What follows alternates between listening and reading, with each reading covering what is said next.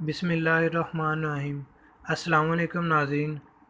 آج کل اکثر عورتوں کا یہ مسئلہ ہے کہ ان کے چہروں پر جھریاں آ جاتی ہیں۔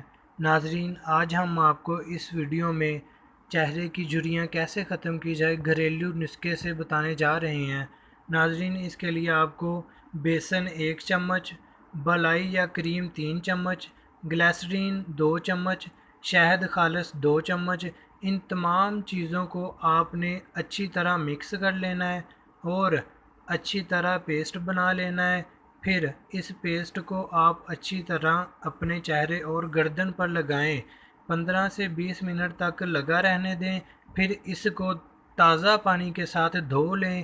روزانہ اس استعمال سے انشاءاللہ آپ کے چہرے کی جھریاں بالکل ختم ہو جائیں گی، جس سے آپ دلکش اور پیارے نظر آنے لگیں گے۔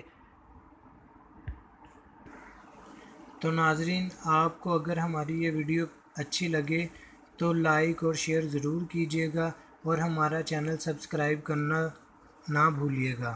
Thank you for watching. اللہ حافظ۔